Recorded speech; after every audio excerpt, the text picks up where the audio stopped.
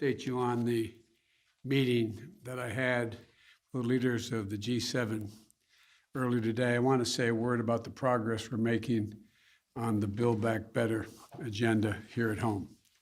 I just got off the telephone with the leaders in the House. Today, the House of Representatives has taken significant step toward making a historic investment that's going to transform America, cut taxes for working families, and position the American economy for long-term growth.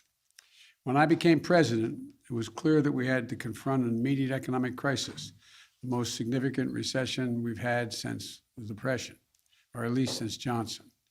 But that wasn't gonna be enough. We also had to make some long-term investments in Americans and America itself. The first thing we did was to write and pass the American Rescue Plan, and it's working. Our economy has added 4 million jobs in my first 6 months in office. Economic growth is up to the fastest it's been, the fastest rate in 40 years, and unemployment is coming down. Right now, our economic growth is leading the world's advanced economies. But to win the future, we need to take the next step. Today, the House of Representatives did just that.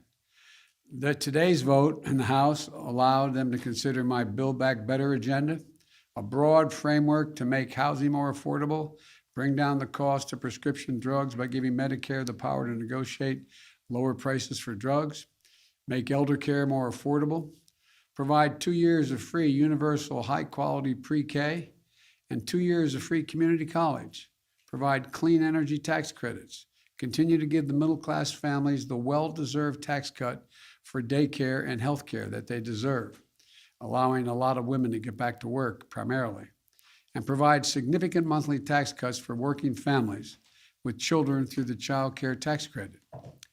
These investments are going to lower out-of-pocket expenses for families and not just give them a little more breathing room. In addition, we're going to make long overdue, much-needed investments in basic, hard infrastructure of this nation. This is an area where we have broad bipartisan agreement to invest in our antiquated roads, highways, bridges, transit, drinking water systems, broadband, clean energy, environmental cleanup, and making infrastructure more resilient to the climate crisis, and so much more. And this is all paid for. Instead of giving every break in the world to corporations and CEOs, by the way, 55 of our largest companies in America paid $0 in federal taxes on more than $40 billion in profit last year. We can ask corporations and the very wealthy just to pay their fair share. They can still be very wealthy, they can still make a lot of money, but just begin to pay their fair share. So we can invest in making our country stronger and more competitive, create jobs and raise wages, and lift up the standard of living for everyone. The bottom line is, in my view, we're a step closer to truly investing in the American people, positioning our economy for long-term growth, and building an America that outcompetes the rest of the world. My goal is to build an economy from the bottom up and the middle out, not just the top down. And that's what we're on our way of doing. Look, I want to thank Speaker Pelosi, who was masterful in her leadership on this, and Leader Hoyer and Whip Clyburn and Chairman DeFazio, the entire House leadership team, for the hard work, dedication, and determination to bring people together so we can make a difference in people's lives. I also want to thank every Democrat in the House who worked so hard over the past few weeks to reach an agreement and who supported the process for House consideration of the Jobs and Infrastructure Plan, the Build Back Better effort. There were differences, strong points of view. They're always welcome. What is important is that we came together to advance our agenda. I think everyone who did that, I think everyone who did it was there. Look, I also want to thank everyone who voted to support the John Lewis Voting Rights Act. You know, it's an act to restore and expand voting protections, to prevent voter suppression, and to secure the most sacred of American rights, the right to vote freely, the right to vote fairly, and the right to have your vote counted. The House is active. The Senate also has to join them to send this important bill to my desk. And the Senate has to move forward on the People's Act, critical legislation to protect our democracy and the right to vote. We need both of those those election bills. But let me now turn to Afghanistan. I've met this morning with my counterparts in the G7, as well as heads of the United Nations, NATO, and the European Union. I express my thanks for the solidarity we have seen as we've stood up an unprecedented global effort. I updated our partners on the significant progress we made in the past 10 days. As of this afternoon, we've helped evacuate 70,700 people just since August the 14th, 75,900 people since the end of July. Just in the past 12 hours, another 19 U.S. military flights, 18 C-17s and 1 C-130 carrying approximately 6,400 evacuees, and 31 coalition flights carrying 5,600 people have left Kabul just in the last 12 hours. A total of 50 more flights, 12,000 more people since I updated you this morning. These numbers are a testament to the efforts of our brave service women and men, to our diplomats on the ground in Kabul, and to our allies still standing with us. And we had a productive discussion. There was strong agreement among the leaders about the evacuation mission underway, as well as the need to coordinate our approach to Afghanistan as we move forward. First, on evacuation, we agreed that we will continue to our close cooperation to get people out as efficiently and safely as possible. We are currently on a pace to finish by August the 31st. The sooner we can finish, the better. Each day of operations brings added risk to our troops. But the completion by August 31st depends upon the Taliban continuing to cooperate and allow access to the airport for those who we're transporting out and no disruptions to our operations. In addition, I've asked the Pentagon and the State Department for contingency plans to adjust the timetable should that become necessary. I'm determined to ensure that we complete our mission, this mission. I'm also mindful of the increasing risks that I've been briefed on, and the need to factor those risks in. They're real and significant challenges that we also have to take into consideration. The longer we stay, starting with the acute and growing risk of an attack by a terrorist group known as ISIS-K, an ISIS affiliate in Afghanistan, which is a sworn enemy of the Taliban as well.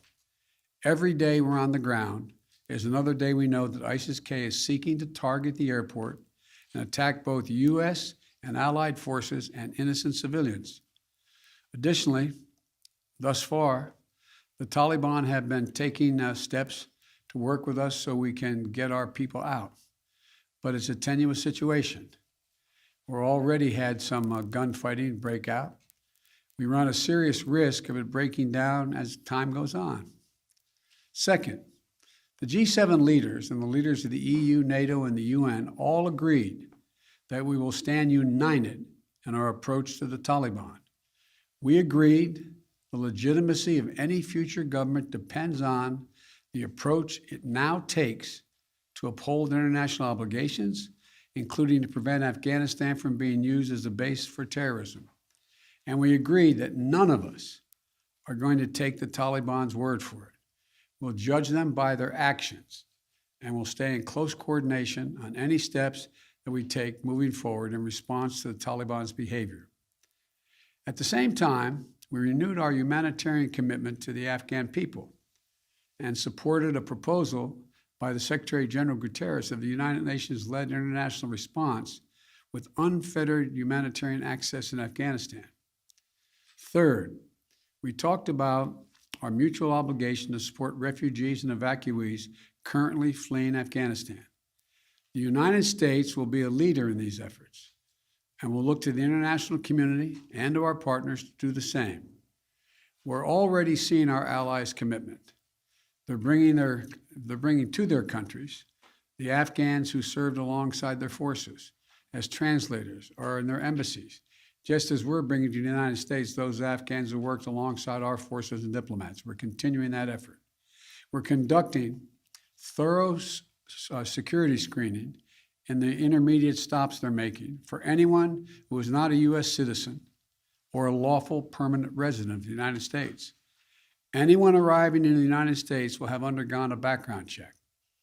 And we must all work together to resettle thousands of Afghans who ultimately qualify for refugee status. The United States will do our part, and we are already working closely with refugee organizations to rebuild a system that was purposely destroyed by my predecessor. Finally, we agreed to stay vigilant against terrorist threats that have metastasized around the world. We went to Afghanistan with our allies in 2001 for clear reasons. One, to get the people who attacked us on 9/11 and to get Osama bin Laden, and to make sure that Afghanistan was not used again as a base from which to attack the United States or our allies. We achieved that objective. We delivered justice to bin Laden more than a decade ago. But the current environment looks very different than it did in 2001, and we have to meet the challenges we face today. We run effective counterterrorism operations around the world, where we know terrorism is more of a threat than it is today in Afghanistan, without any permanent military presence on the ground. And we can and will do the same thing in Afghanistan with our over-the-horizon counterterrorism capability. Cooperation with our closest partners on our enduring counterterrorism mission will continue to be an essential piece of our strategy. In short, we all of us agreed today that we're going to stand shoulder to shoulder with our closest partners to meet the current challenges we face in Afghanistan, just as we have for the past 20 years. We're acting in consultation and cooperation with our closest friends and fellow democracies. And I want to again thank all of our allies and partners around the world who have rallied in support of our shared mission. We ended the conversation today by a clear statement on all of our parts. We are going to stay united, locked at the hip in terms of what we have to do. We'll get that done. And tomorrow, I've asked Secretary Blinken to give you an update and a detailed report on exactly how many Americans are still in Afghanistan, how many have gone out, and what our projection is. So thank you again. May God bless you, and may God protect our diplomats and all those in harm's way. Thank you.